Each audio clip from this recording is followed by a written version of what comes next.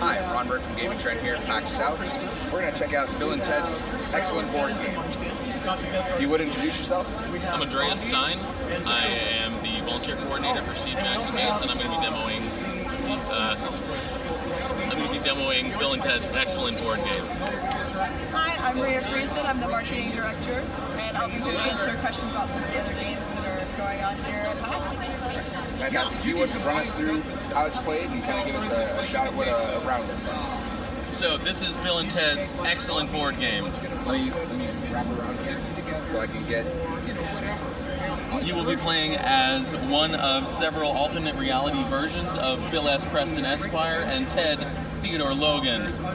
You are tasked with creating your history report, and by doing that you have to gather as many famous dudes as possible so that you can finish your history report, you can graduate San Dimas High School, become wild stallions, and create a most excellent future for humanity.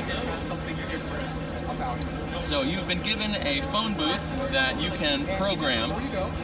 The way that works is you are dealt 5 cards around. You will play 2 cards. You choose which order you want to play them in, and then you will do the moves that are on that card. So for instance, if you're the red phone booth, you would do a turn and a move and a turn and a move backwards. Now, since time and space is infinite and wraps around itself, you will end up merely on the other side of the board. So that's how the movement works. The order of play goes by the numbers on the cards.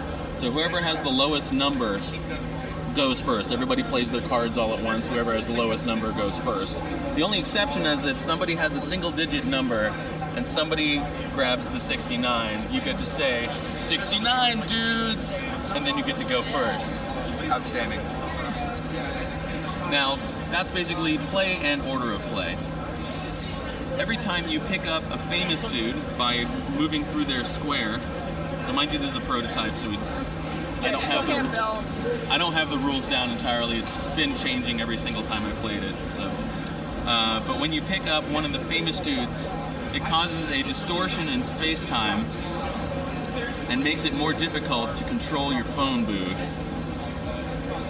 And every person that you pick up makes it more difficult to control the phone booth. So even though it's a smaller board, it may be really difficult to navigate to get to that last really, and you get to fly off the side of the board, so there's no like getting stuck in a corner or anything like that. So on top of all of that complexity, you are being pursued through space-time by 2 evil dudes. The evil dudes, when they move through your space, cause you to drop the most recent famous dude that you picked up. The only way that you can get back to that famous dude is by exiting the square and getting back into it. Now, in theory, that sounds pretty simple. However, we're talking about a programming game where all of these moves have to be considered. There's a high chance that you're never going to make it back into that square again. Probably a better chance that somebody else is going to go through and stick it out from under you. Now, the way that the evil dudes move is you basically move the evil dudes every single time that you play cards. You see the shield here and the sheriff star and the other cards.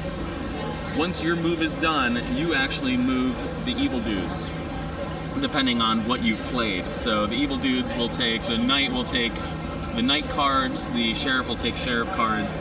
If you've only played knight cards, then the knight just moves twice. So you have a little bit of agency in controlling the evil dudes, so you can kind of mess with other players. So sometimes you can just take a turn where you're trying to mess with the other players as opposed to putting yourself in a better position. So there's a lot of strategy as far as which cards you play. You have to put a lot more thought behind it, a little bit more than just like getting yourself around.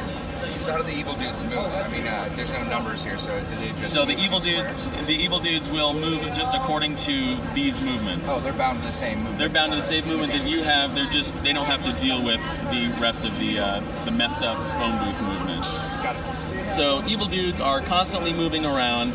They're causing people to drop stuff. Other people are moving around, picking stuff up. There's going to be famous dudes all over the board, completely bananas. until the deck runs out. When the deck runs out, it is time to finish your history report, and hopefully you have gathered more famous dudes than anybody else. And whoever has done that has obviously the best history report. They get to go on, graduate the high school, become wild stallions, and create the most excellent version of humanity for everyone else. That's awesome. Also, San Dimas High School football rules. That's right. Wild stallions! That's right. Thank you very much. You're welcome.